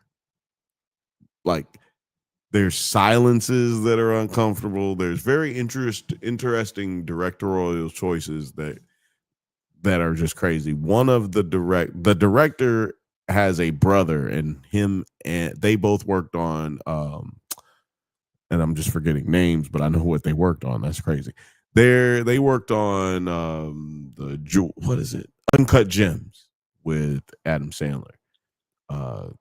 But they did that together, and I think they both did two movies separately from each other this year. Or that came out this year. So they usually work together, but they did two things separate. And so they make very I would say odd, but that's not really fair. They make very brave choices and risque choices when it comes to the way they shoot a lot of things. Listening to The Rock talk about it, Dwayne talk about it, he said that they never saw a camera. Oh no, it was actually Emily Blunt who brought that up, but she said she never saw a camera. They never saw anybody filming them, so it really feels way more intense. You know what I mean? There is no moment. It just feels more real. They're just there acting. Like, it might as well just be a rehearsal, damn near. You know what I mean? Because there's as far as what you're used to as an actor on set, this whole production. You know, there's these cameras and lights and people climbing over cables and all kind of shit. But this was all very, like, you know, I want to say practical. Obviously, there weren't any special effects used, but it's like it was practical in the sense. And let's not try to make this about getting this light and getting that and like making everything perfect. Let's just make everything comfortable for these people to deliver these performances. So yeah, I had a lot of fun, and I got to meet The Rock. It was fucking awesome. Like, I told The Rock he was going to win an Oscar, and long story short, he told me, I'm going to be working. He said, I got a feeling I'm going to be working with you one day. And I was like, I'm going to hold you up to it. And then he brought me back in and we started, because I was about to leave. Then he started talking about some other shit. And we really started rapping. I talked to him for a long time. A lot of people talked to him, obviously. But I was like behind him waiting so long to talk to this motherfucker. Like, I was waiting so long, Terry. I like walked away, went over to talk to Emily Blunt, met her, said hi. She was talking to a whole bunch of girls who were like, just like, they were soaking up game. It was like girl talk hour. So I just said hi, nice to meet you, loved it. It was great. Did the same thing to the writer, like, hey, how you doing? I had time to come back, talk to him again. Like, I mean, not talk to him again, but wait to talk to him again. And at one point I was getting in all these pictures, like everybody's taking pictures. That's what everybody really wants to do. And like, I looked at one dude, I said, man, I think I'm about in like 40 pictures. And Dwayne turned around and looked at me and he goes, you in all of them, brother. You in all of them. And this is before I got to meet him, you know what I'm saying? It's like, so it's like, oh, okay, he's like hella super nice, engaging with everybody. He stayed there to the very last second, like the very last person. He was very personable. There was people he was just like in and out with, and then there was people he talked to a long time. You know, I'm definitely one of the people he talked to, one of the longest, but not the longest that he talked to. But then, like, you know, that was just a very dope, inspirational, dope moment to have. Like, I cut a promo with The Rock. Like, that's really what happened. That, like, because that's definitely why he said, I got a feeling I'll be working with you one day. Because we definitely cut a promo on each other is like a good one, you know, like, because he was telling me about stepping into your own, you know, stepping out of the box and doing your own thing, building everything up, blah, blah, blah. But, you know, out of all of that, I still managed to have a actual crazier interaction, right? That's crazy, Bill. That you met The Rock, that's crazy. But I had a crazier interaction. The Simulation Presents says the movie feels like the spiritual successor to The Wrestler. And yes, but you know what's interesting? The writer-director said he still has never seen the Wrestler. So interesting that you said that. Everybody in the theater was like, when he said that, like, what? You've never seen The Wrestler? We just watched this shit. Everybody's thinking The Wrestler when they watch it, I'm sure. I wasn't, because it just felt a little different, but it was shot very similar, and I do get the vibe that why you would say that. But the craziest thing wasn't even that. Oh, one other dope thing that was Shooter McGavin was sitting down, like, kind of few seats down from us. Like, this old Shooter. I didn't get a chance to talk to him, but I didn't want to bother him either. You know what I'm saying? He's just in here watching a movie with some homies. He's like, I'm just in here watching a movie for free, dog. Like, I'm going to eat after this. Like, I'm just here hanging out. So I didn't want to bother him. I just wanted to bother the people who are getting paid to answer questions, right? But I'm sitting there. They had free drinks. So many hours went to go get a drink, and who do I see walk right towards me? It's fucking Jack Black. That was the crazy part. Fucking Jack Black was there, walked up, And I like walked straight up to him. I said, Alex, You what am I gonna do that or something. say? Dude, I said, what am I gonna say? I said, Alex, what am I gonna say to Jack Black? I'm trying to think of something. I said, what's the name of that song? It's the greatest song in the world. He said, it's Tribute. I said, yeah, watch this. And I walked up to him and I said, hey, bro, I just wanted to introduce myself. I said, I just want to tell you, this is not an introduction. This is a tribute. And I shook his hand. He goes, whoa. He said, that was pretty good. And he said, what's your name? What's your name? I ain't gonna say his state that he was in, because that'd be assumption. I'd be assuming. I don't know him in his regular life. He was like, what's your name? What's your name? That was amazing. What's your name? And I was like, my name's Bill. This is my brother Alex. He was like, that was a fucking amazing movie, right? You got, and like we just started talking about the movie for like about a good 5-10 minutes.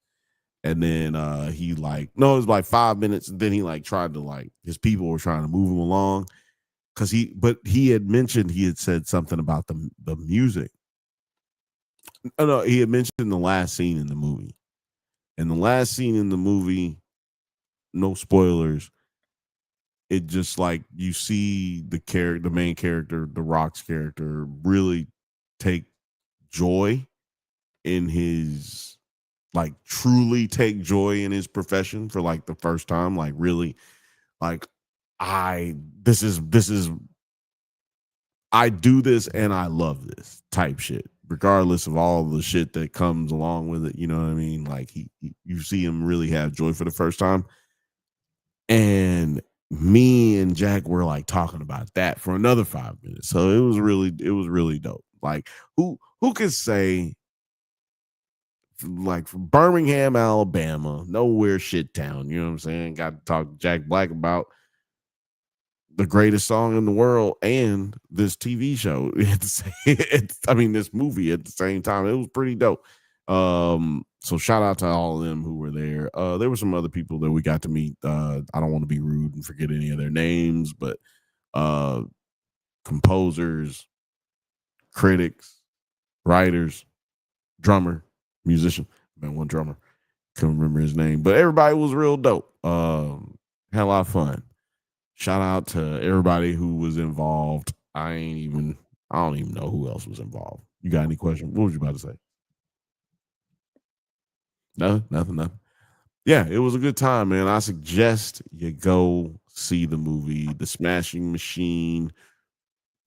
I'm gonna be honest with you, did not have any expectations of it at all. Oh, and The Rock is wearing prosthetics.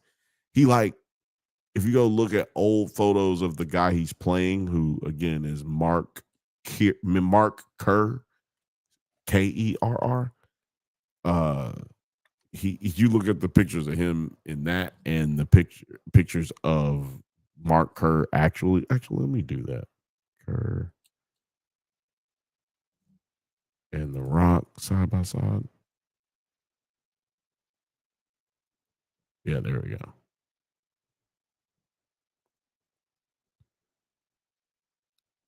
Okay, there we go. I was like, damn, they just show me a picture of The Rock and a picture of Mark Kerr. That doesn't help me with anything. But here we go. I found one or some. No, not the old Mark. We need the open a new tab. No. What? Yeah, this is it. Open image in the new tab. Here we go. So like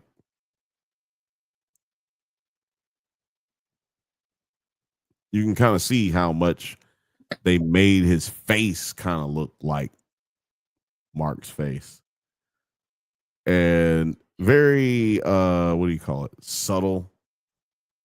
They don't look too different. Like light skinned nigga with curly hair type shit. Like, yeah, okay.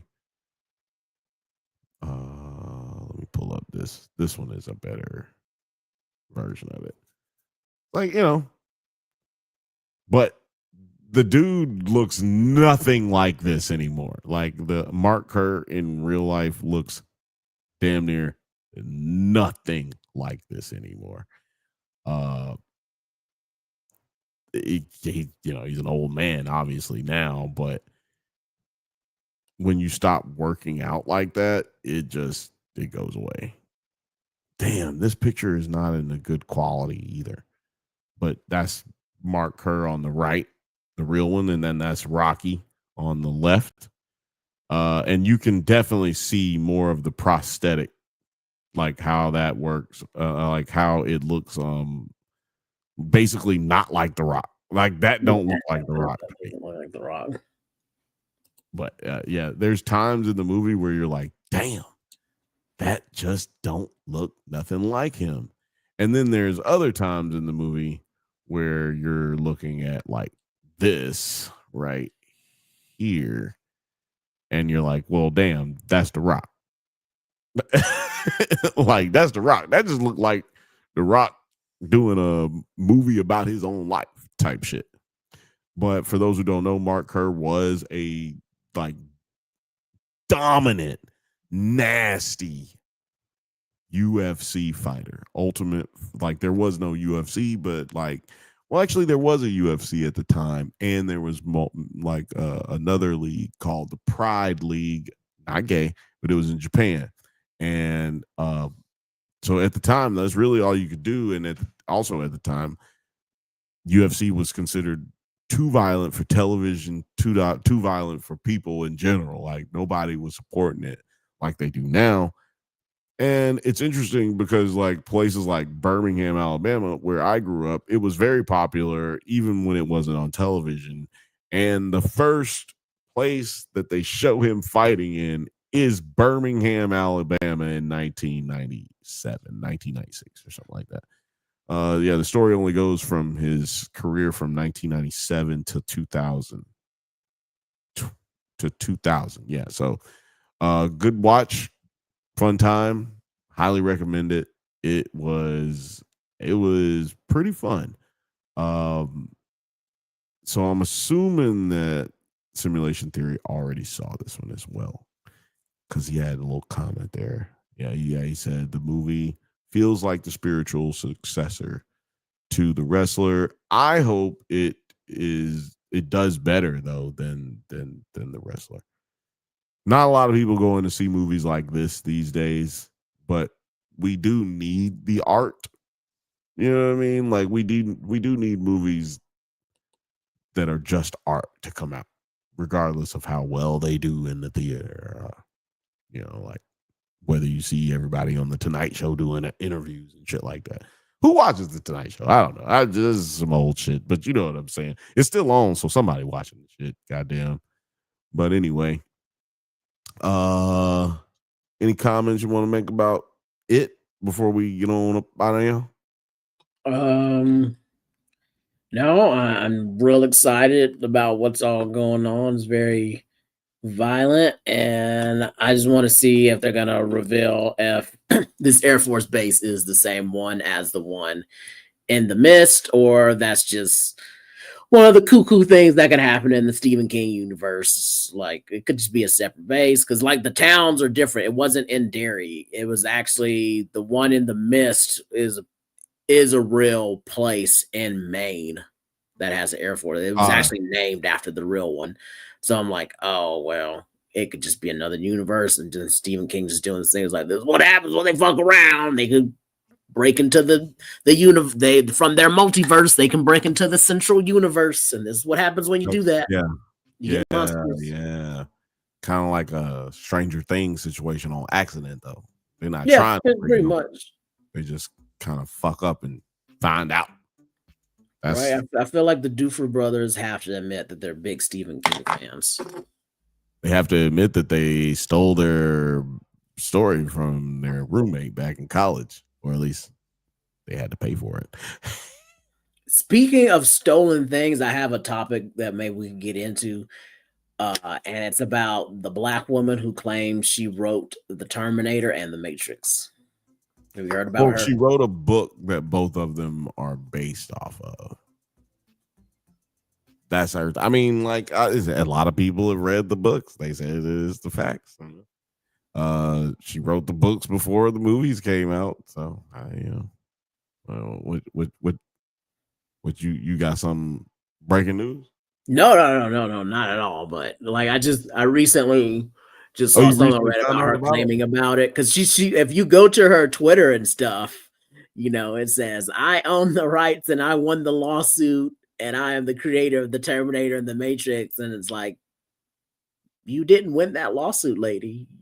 Well, Like, no, I don't know about all that part, like, but I do know. yeah, because that's why I just thought it was so curious. I was like, yeah, I've heard about this story, and it does seem like your shit really was first, and they could have read it and found it, but you did go to court and you lost. So I don't know why you're claiming that you won. I don't know. Well, see, that's the thing. Like sometimes you can go to court and it not really be a loss, but you weren't able to get no money. You know what I'm saying? Like you might have won as far as saving face goes, but you didn't get no money. Like don't nobody owe you nothing. And that could be a whole yeah, but if you won, then all future rights would be yours, wouldn't it? Not necessarily. But like, no, if you read what she posted, it make the way she posted. Yeah, exactly. I'm not saying she is saying yes. she owns the rights. Like I won the rights back, and I was like, I'm not sure if this. You know what? And at the same time, I'm not even sure if it actually went to trial. I think they looked at it and was like, "This is not enough evidence." Well, a lot of that kind of stuff goes into arbitration instead of going to trial. Like sometimes you can't go to trial over things like that. Like, because there's a lot that goes behind all the legal walls behind the scenes.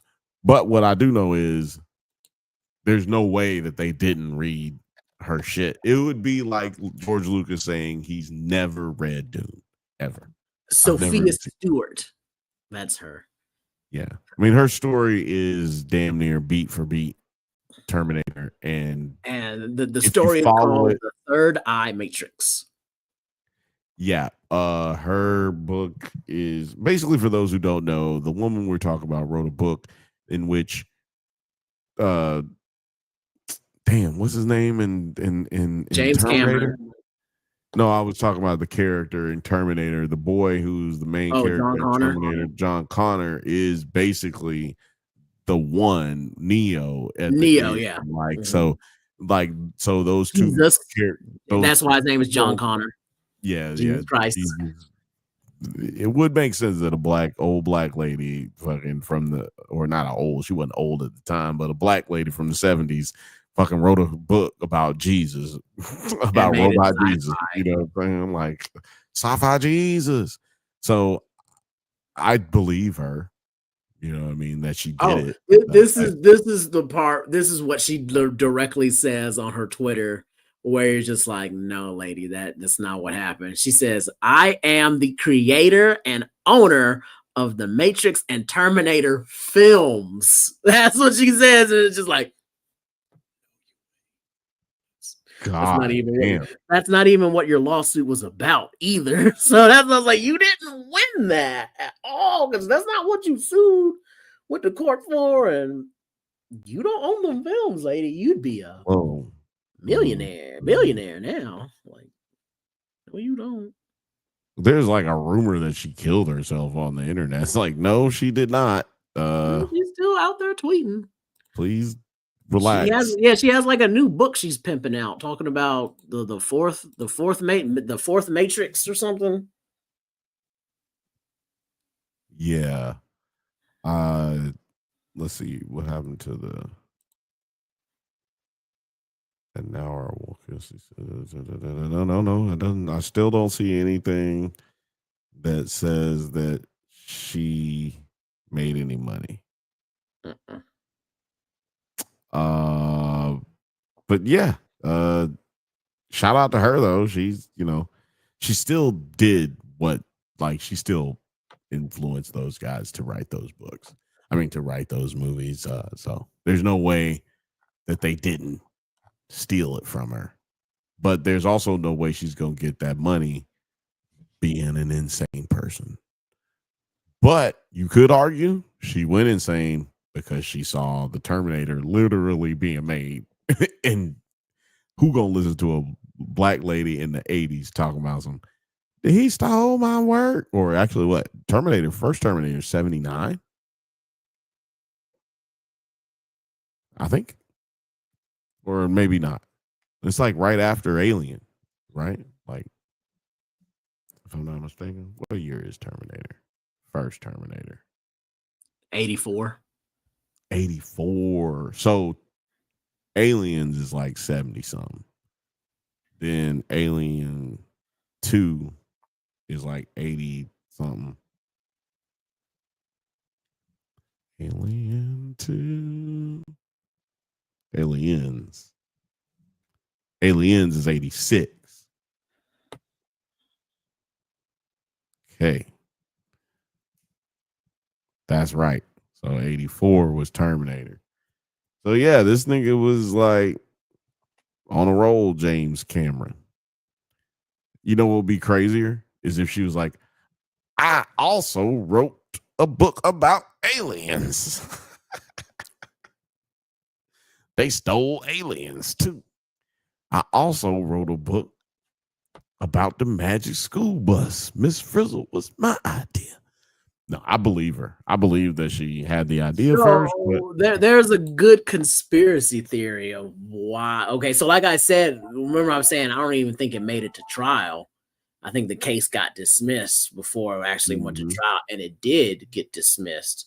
And it was dismissed because they said she kept not showing up. She missed 2 of her dispositions, and they never submitted any of the evidence, right? So just like, oh, well, you didn't have anything, and you didn't even bother showing up to court. However, like 8 years later, this is what she won. Because remember, I was saying maybe she did win this, and she won money. She sued her lawyers that were representing her for not properly representing her by not informing her about when she was supposed to show up, and them not collecting the evidence and everything. So it made it look like they were just stalling and incompetent. So she clearly had evidence to prove that. So yeah. Wow. And she won about $300,000 from suing them. And that's when people get confused about saying she won a lawsuit. And are you saying that the Wachowski sisters possibly paid off a law firm? And James Cameron too. Paid off a law firm to bullshit her and then end up eventually paying off the fall $300,000. $300,000, which any of them could have easily paid up for. Like that's just we ain't even gonna split it. Look, I got it. James like, look, I got it. We ain't even gotta split it. He's like, no, wait a minute. She was awarded this in only $100,000 between the 3 of them. 2014. When did Avatar come out? The second one or the first one? The first one. First one came out in like 2008. Oh, so he had the Avatar money because she won the lawsuit in 2014. So yeah, he had that. He covered that. Oh yeah, he had more than the Avatar money. Little did we know, goddamn, they've been giving this nigga money for 20 years just to make another motherfucking movie. Mm-hmm. Like they just been floating James Cameron money, but not like they've been. Hold on, I'm gonna give you this one. They've been floating him money since the Titanic. His career did not hit an iceberg. No, it did not. Not like the Titanic. But that's the conspiracy theory we can do, is that when she went for the original lawsuit, they're saying they threw it out because she didn't show up or provide any evidence. Yet about 8 years, because that was 2005, but in 2014, almost 10 years later, she was able to successfully sue and win that her lawyers were the ones who prevented her from showing up in court by not telling her the day she needed to show up and by them not gathering and showing the evidence that she had. So how do you win that? and then not be able to go back and not be able to go to and she wasn't, and because of that, she wasn't people- able to go to retrial or anything. So that was that. So and now I can feel like, well, maybe she kind of just lost her mind after knowing she got fucked over and just saying crazy stuff now. I don't blame her. I don't blame her, dude. That's what I said, because you know, if you were in the 80s trying to tell people, no, this is my story, who's going to believe the black lady? Then you get to the 90s and you're like, no, this is my story. And then who's going to believe the black lady? And then you get to the 2000s and you're like, this is my story. And then people start putting it on Reddit, right? People started talking about it. Like, yeah, now other people can look into it because there have been so many other stories that fit this MO. Yeah, and also we've seen all kinds of stories like this MO turn out to be true. So now we're just like, wait. Why don't you tell us that again, but slowly this time? Right. Yeah, you have to kind of retrace your steps and figure out whether or not there's validity to those first things that you thought maybe are, oh, well, that's a little fucking crazy. So yeah. Damn, she might actually, well, so she definitely is wrong. I'm not gonna call her crazy, but she damn sure is wrong when she says she owns it. The film, because she said, I own the film. I was like, you don't. Unless she worked out something, or they worked out something with her with knowledge that, like, I know we fucked you over, and it's just some back deal type shit that, you know, that we're not privy to. But I don't know. I have no idea why she would say that, other than the fact that she's probably lost it a little bit. She probably lost a little bit. Just a little bit. You know? It's a lot going on. You know, and she's got to be, I mean, shit, she's old now. Like, she's old now. You know? Like, she's old now. She wrote a book in the 80s or late 70s. Now, what, 2025, dude? She's at least 60. At the very least. Mm-hmm. So, damn, that was like Black history. That was a black fact right there. You just dropped some black facts on us right there. Terry, where can the people find? Oh, wait.